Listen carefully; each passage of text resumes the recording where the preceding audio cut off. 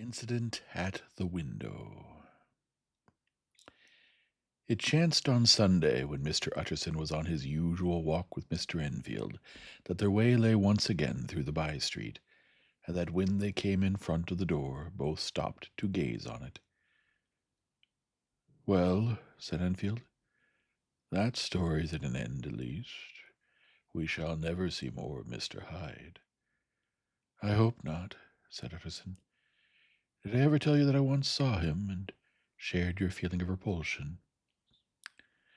"It was impossible to do the one without the other," returned Enfield. "And by the way, what an ass you must have thought me not to know that this was a back way to Dr. Jekyll's. It was partly your own fault that I found it out, even when I did." "So you found it out, did you?" said Utterson. "But if that be so, we may step into the court and take a look at the windows.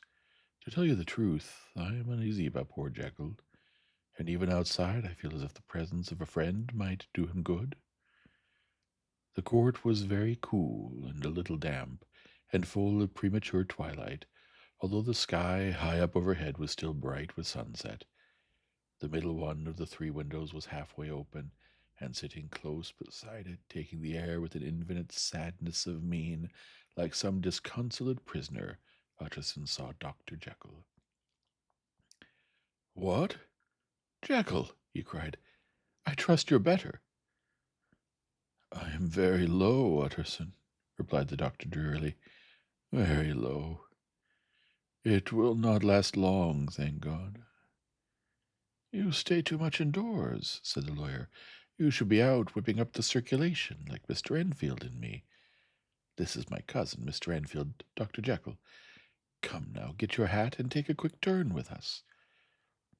"You're very good," sighed the other. "I should like to very much, but no, no, it's quite impossible. I dare not. But indeed, Utterson, I am very glad to see you. This is really a great pleasure. I would ask you and Mr. Enfield up, but the place is really not fit." "Why, then," said the lawyer good-naturedly, "the best thing we could do is to stay down here and speak with you from where we are." "That is just what I was about to venture to propose," returned the doctor with a smile. But the words were hardly uttered before the smile was struck out of his face and succeeded by an expression of such abject terror and despair as froze the very blood of the two gentlemen below. They saw it but for a glimpse, for the window was instantly thrust down, and that glimpse had been sufficient. They turned and left the court without a word. In silence, too, they traversed the by-street, and it was not until they had come into the neighboring thoroughfare, where even upon a Sunday there will still be some stirrings of life, that Mr. Utterson at last turned and looked at his companion. They were both pale, and there was an answering horror in their eyes. "God forgive us! God forgive us!" said Mr. Utterson. But Mr. Enfield only nodded his head very seriously, and walked on once more in silence. The last night. Mr. Utterson was sitting by his fireside one evening after dinner, when he was surprised to receive a visit from Poole. "Bless me, Poole, what brings you here?" he cried, and then taking a second look at him, "What ails you?" he added. "Is the doctor ill?" "Mr. Utterson," said the man, "there is something wrong." "Take a seat, and here's a glass of wine for you," said the lawyer. "Now take your time, and tell me plainly what you want." "You know the doctor's ways, sir," replied Poole, "and how he shuts himself up. Well, he's shut up again in the cabinet, and I don't like it, sir. I wish I may die if I like it. Mr. Utterson, sir, I'm afraid." "Now, my good man," said the lawyer, "be explicit. What are you afraid of?" "I've been afraid for about a week," returned Poole, doggedly disregarding the question, "and I can bear it no more." The man's appearance amply bore out his words. His manner was altered for the worse, and except for the moment when he had first announced his terror, he had not once looked the lawyer in the face.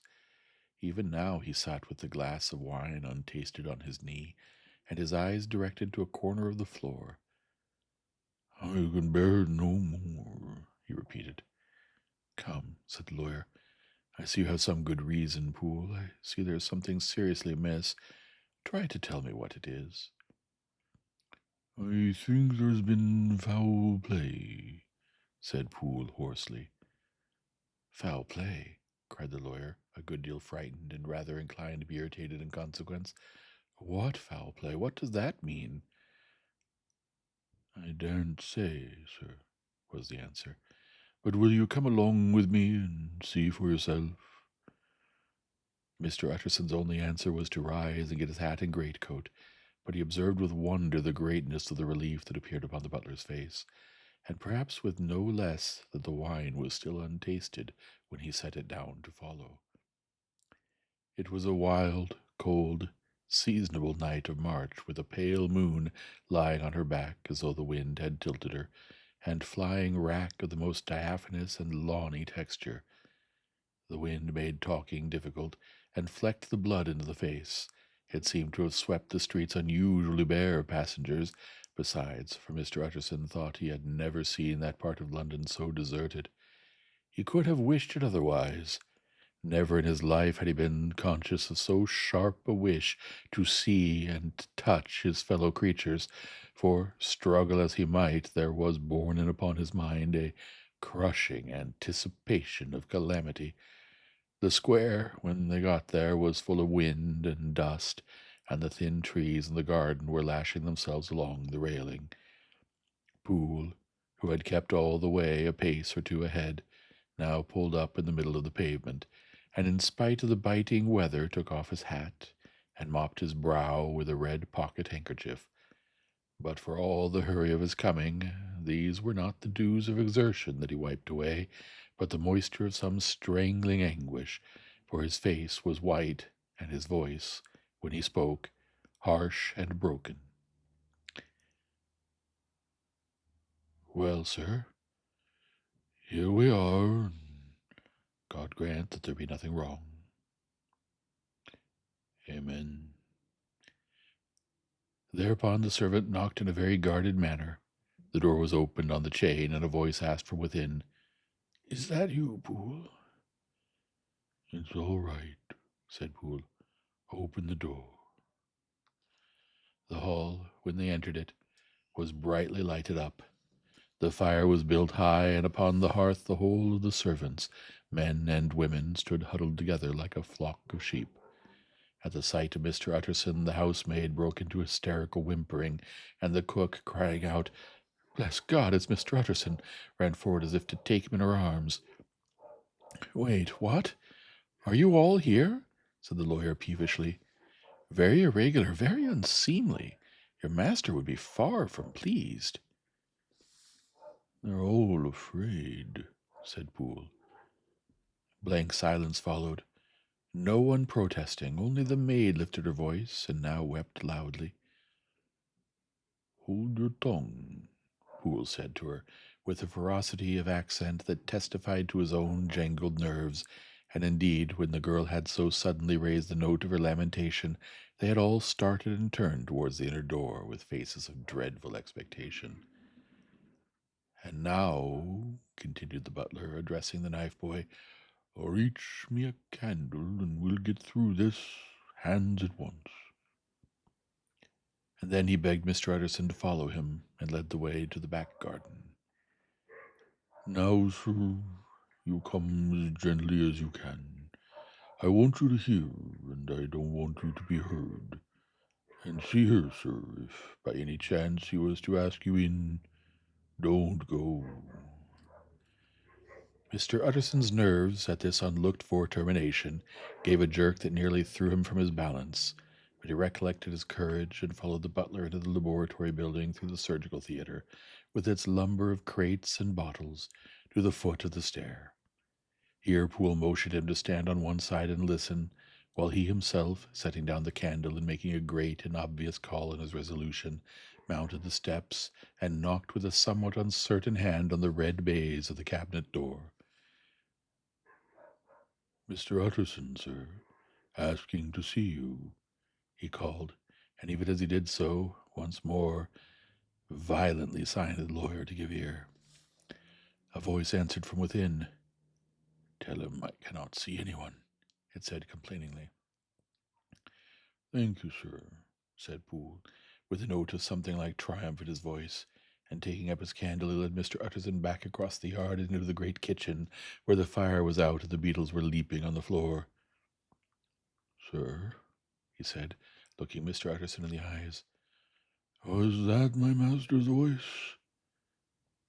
"It seems much changed," replied the lawyer, very pale, but giving look for look.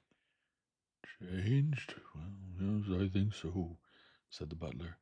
"Have I been 20 years in this man's house to be deceived about his voice? No, sir, master's made away with. He was made away with 8 days ago, when we heard him cry out upon the name of God. And who's in there instead of him, and why it stays there, is a thing that cries to heaven, Mr. Utterson." "This is a very strange tale, Poole. This is rather a wild tale, my man," said Mr. Utterson, biting his finger. "Suppose it were as you suppose, supposing Dr. Jekyll to have been, well, murdered, what could induce the murderer to stay? That won't hold water. It doesn't commend itself to reason." "Well, Mr. Utterson, you're a hard man to satisfy, but I'll do it yet," said Poole. "Oh, this last week, you must know him or it, whatever it is that lives in that cabinet, has been crying night and day for some sort of medicine, and cannot get it out of his mind. It was sometimes his way, the master, that is, to write his orders on a sheet of paper and throw it on the stair. We've had nothing else this week back, nothing but papers, and a closed door, and the very meals left there to be smuggled in when nobody was looking. Well, sir, every day, and twice and thrice in the same day. There have been orders and complaints, and I have been sent flying to all the wholesale chemists in town. Every time I brought the stuff back, there would be another paper telling me to return it, because it was not pure, and another order to a different firm. This drug is wanted bitter bad, sir, whatever for."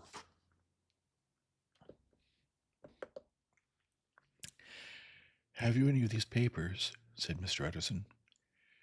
Poole felt in his pocket and handed out a crumpled note, which the lawyer, bending near to the candle, carefully examined. Its contents ran thus: "Dr. Jekyll presents his compliments to Messrs. Ma. He assures them that their last sample is impure and quite useless for his present purpose. In the year 18 Dr. J purchased a somewhat large quantity from Messrs. M. He now begs them to search with most sedulous care, and should any of the same quality be left, forward it to him at once. Expense is no consideration. The importance of this to Dr. J can hardly be exaggerated." So far the letter had run composedly enough, for here, with a sudden splutter of the pen, the writer's emotion had broken loose. "For God's sake," he added, "find me some of the old." "This is a strange note," said Mr. Utterson, and then sharply, "how do you come to have it open?"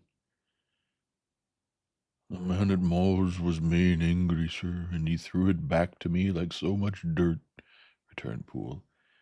"This is unquestionably the doctor's hand, you know," resumed the lawyer. "I thought it looked like it," said the servant rather sulkily, and then, with another voice, "But what matters hand to write?" he said. "I've seen him." "Seen him?" replied Mr. Utterson. "Well?" "That's it," said Poole. "It was this way. I came suddenly into the theatre from the garden. It seems he had slipped out to look for this drug or whatever it is, for the cabinet door was open, and there he was at the far end of the room digging among the crates. He looked up when I came in, gave a kind of cry, and whipped upstairs into the cabinet. It was but for 1 minute that I saw him, but the hair stood upon my head like quills, sir. If that was my master, why had he a mask upon his face? If it was my master, why did he cry out like a rat, and run from me? I have served him long enough. And then—" the man paused and passed his hand over his face. "These are all very strange circumstances," said Mr. Utterson, "but I think I begin to see daylight. Your master Poole is plainly seized with one of those maladies that both torture and deform the sufferer.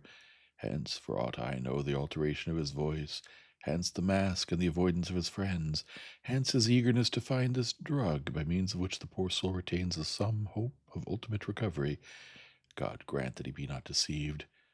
There's my explanation. It is sad enough, Poole, aye, and appalling to consider, but it is plain and natural, hangs well together, and delivers us from all exorbitant alarms. Sir, said the butler, turning to a sort of mottled pallor, that thing was not my master, and there's the truth. My master, here he looked round him and began to whisper, is a tall, fine build of a man, and this was more of a dwarf. Utterson attempted to protest. Oh, sir, cried Poole, do you think I do not know my master after 20 years? Do you think I do not know where his head comes in the cabinet door, where I saw him every morning of my life? No, sir, that thing in the mask was never Dr. Jekyll. God knows what it was, but it was never Dr. Jekyll, and it is the belief of my heart that there was murder done. Poole, replied the lawyer, if you say that, it will become my duty to make certain. Much as I desire to spare your master's feelings, much as I am puzzled by this note which seems to prove him to be still alive, I shall consider it my duty to break in that door. Mr. Utterson, that's talking, cried the butler. And now comes the second question, resumed Utterson. Who is going to do it? Why, you and me, sir, was the undaunted reply. That's very well said, returned the lawyer, and whatever comes of it, I shall make it my business to see you are no loser. There is an axe in the theatre, continued Poole, and you might take the kitchen poker for yourself. The lawyer took that rude but weighty instrument into his hand and balanced it. Do you know, Poole, he said, looking up, that you and I are about to place ourselves in a position of some peril? You must say so, sir, indeed, returned the butler. It is well, then, that we should be frank, said the other. We both think more than we have said. Let us make a clean breast. This masked figure that you saw, did you recognize it? Well, sir, it went so quick, and the creature was so doubled up, that I could hardly swear to that, was the answer. What do you mean, was it Mr. Hyde? Why, yes, I think it was. You see, it was much of the same bigness, and it had the same quick, light way with it. And then, who else could have gotten in by the laboratory door? You'd not forgot, sir, that at the time of the murder he had still the key with him? But that's not all. I don't know, Mr. Utterson, if you ever met this Mr. Hyde. Yes, said the lawyer, I once spoke with him. Then you must know as well as the rest of us that there was something queer about that gentleman, something that gave a man a turn. I don't know rightly how to say it, sir, beyond this, that you felt in your marrow kind of cold and thin. I own I felt something of what you describe, said Mr. Utterson. Quite so, sir, returned Poole. Well, when that masked thing like a monkey jumped from among the chemicals and whipped into the cabinet, it went down my spine like ice. Oh, I know it's not evidence, Mr. Utterson. I'm book learned enough for that, but a man has his feelings, and I give you my Bible word it was Mr. Hyde. Aye, said the lawyer. My fears incline to the same point. Evil, I fear, founded. Evil was sure to come of that connection. Aye, truly, I believe you. I believe poor Harry is killed, and I believe his murderer, for what purpose, God alone can tell, is still lurking in his victim's room. Well, let our name be vengeance. Call Bradshaw. The footman came at the summons, very white and nervous. Pull yourself together, Bradshaw, said the lawyer. This suspense, I know, is telling upon all of you, but it is now our intention to make an end of it. Poole here and I are going to force our way into the cabinet. If all is well, my shoulders are broad enough to bear the blame. Meanwhile, lest anything should really be amiss, or any malefactors seek to escape by the back, you and the boy must go round the corner with a pair of good sticks, and take your post to the laboratory door. We give you 10 minutes to get to your stations. As Bradshaw left, the lawyer looked at his watch.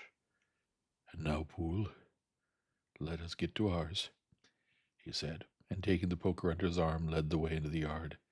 The scud had banked over the moon, and it was now quite dark. The wind, which only broke in puffs and draughts into that deep well of building, tossed the light of the candle to and fro about their steps until they came into the shelter of the theatre, where they sat down silently to wait. London hummed solemnly all around, but nearer at hand the stillness was only broken by the sounds of a footfall moving to and fro along the cabinet door. "So it will walk all day, sir," whispered Poole. "Aye, and the better part of the night. Only when a new sample comes from the chemist there's a bit of a break. Oh, it's an ill conscience that's such an enemy to rest. Oh, sir, there's blood foully shed in every step of it, but hark again a little closer. Put your heart in your ears, Mr. Utterson, and tell me, is that the doctor's foot?" The steps fell lightly and oddly, with a certain swing. For all they went so slowly, it was different indeed from the heavy creaking tread of Henry Jekyll. Utterson sighed. "Is there never anything else?" he asked. Poole nodded. "Once," he said, "once I heard it weeping." "Weeping? How's that?" said the lawyer, conscious of a sudden chill of horror. "Weeping like a woman or lost soul," said the butler. "I came away with that upon my heart, and I could have wept too." But now the 10 minutes drew to an end. Poole disinterred the axe from under a stack of packing straw.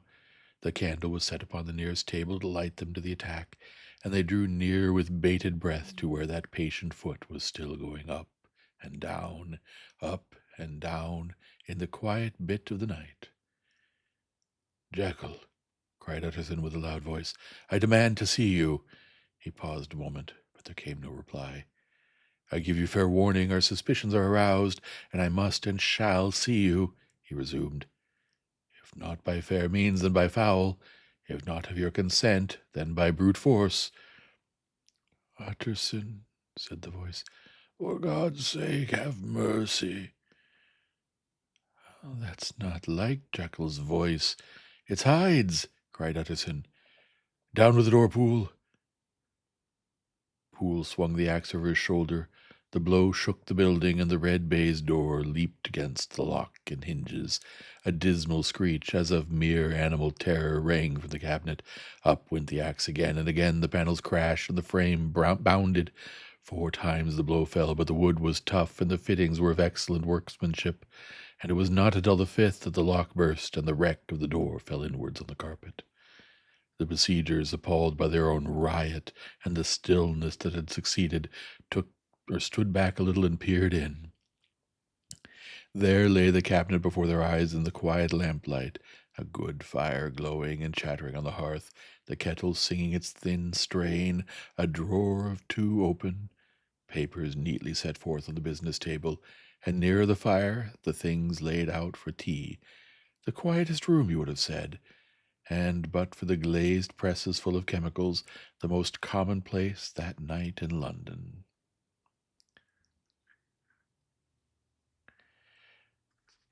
Right in the middle there lay the body of a man sorely contorted and still twitching. They drew near on tiptoe, turned it on its back, and beheld the face of Edward Hyde. He was dressed in clothes far too large for him, clothes of the doctor's bigness. The cords of his face still moved with a semblance of life, but life was quite gone, and by the crushed phial in the hand and the strong smell of kernels that hung upon the air, Utterson knew that he was looking on the body of a self-destroyer. "We have come too late," he said sternly. "Whether to save or punish, Hyde is gone to his account, and it only remains for us to find the body of your master." The far greater proportion of the building was occupied by the theatre, which filled almost the whole ground story and was lighted from above, and by the cabinet, which formed an upper story at one end and looked upon the court. A corridor joined the theatre to the door on the one by-street, and with this the cabinet communicated separately by a second flight of stairs. There were, besides, a few dark closets and a spacious cellar. All these they now thoroughly examined. Each closet needed but a glance, for all were empty, and all, by the dust that fell from their doors, had stood long unopened. The cellar, indeed, was filled with crazy lumber, mostly dating from the times of the surgeon who was Jekyll's predecessor. But even as they opened the door, they were advertised of the uselessness of further search by the fall of a perfect mat of cobweb which had for years sealed up the entrance. Nowhere was there any trace of Henry Jekyll, dead or alive. Poole stamped on the flags of the corridor. "He must be buried here," he said, hearkening to the sound. "Or he may have fled," said Utterson, and he turned to examine the door in the by-street. It was locked, and lying nearby on the flags they found the key, already stained with rust. "This does not look like use," observed the lawyer. "Use?" echoed Poole. "Do you not see, sir, it's broken, much as if a man had stamped on it?" "Aye," continued Utterson, "and the fractures too are rusty." The two men looked at each other with a scare. "This is beyond me, Poole," said the lawyer. "Let's go back to the cabinet." They mounted the stair in silence, and still with an occasional awestruck glance at the dead body, proceeded more thoroughly to examine the contents of the cabinet. At one table there were traces of chemical work, various measured heaps of some white salt being laid on glass saucers, as though for an experiment in which the unhappy man had been prevented. "That is the same drug that I was always bringing him," said Poole, and even as he spoke, the kettle, with a startling noise, boiled over. This brought them to the fireside, where the easy chair was drawn cosily up, and the tea thing stood ready to the sitter's elbow, the very sugar in the cup. There were several books on a shelf. One lay beside the tea things, open, and Utterson was amazed to find it a copy of a pious work for which Jekyll had several times expressed a great esteem, annotated in his own hand with startling blasphemies. Next, in the course of their review of the chamber, the searchers came to the cheval glass, into whose depths they looked with an involuntary horror. But it was so turned as to show them nothing but the rosy glow playing on the roof, the fires sparkling in 100 repetitions along the glazed front of the presses, and their own pale and fearful countenances stooping to look in. "This glass has seen some strange things, sir," whispered Poole. "And surely none stranger than itself," echoed the lawyer in the same tones. "For what did Jekyll—" He caught himself up at the word with a start, and then conquering the weakness, "What could Jekyll want with it?" he said. "You may say that," said Poole. Next they turned to the business table. On the desk, among the neat array of papers, a large envelope was uppermost, and bore in the doctor's hand the name of Mr. Utterson. The lawyer unsealed it, and several enclosures fell to the floor. The first was a will, drawn on the same eccentric terms as the one which he had returned 6 months before, to serve as a testament in case of death, and as a deed of gift in case of disappearance. But in place of the name of Edward Hyde, the lawyer, with indescribable amazement, read the name of Gabriel John Utterson. He looked at Poole, and then back at the paper, and last of all at the dead malefactor stretched upon the carpet. "My head goes round," he said. "He has been all these days in possession. He had no cause to like me. He must have raged to see himself displaced, and he has not destroyed this document." He caught up the next paper. It was a brief note in the doctor's hand, and dated at the top. "Oh, Poole," the lawyer cried, "he was alive and here this day. He could not have been disposed of in so short a space. He must be still alive. He must have fled. And then why fled? And how? And in that case, can we venture to declare this suicide? Oh, we must be careful. I foresee that we may yet involve your master in some dire catastrophe." "Why don't you read it, sir?" asked Poole. "Because I fear," replied the lawyer solemnly. "God grant I have no cause for it." And with that he brought the paper to his eyes and read as follows. Jekyll. "There was a third enclosure?" asked Utterson. "Here, sir," said Poole, and gave into his hands a considerable packet sealed in several places. The lawyer put it in his pocket. "I would say nothing of this paper. If your master has fled or is dead, we may at least save his credit. It is now 10. I must go home and read these documents in quiet, but I shall be back before midnight, when we shall send for the police." They went out, locking the door of the theater behind them, and Utterson, once more leaving the servants gathered about the fire in the hall, trudged back to his office to read the two narratives in which the mystery was now to be explained.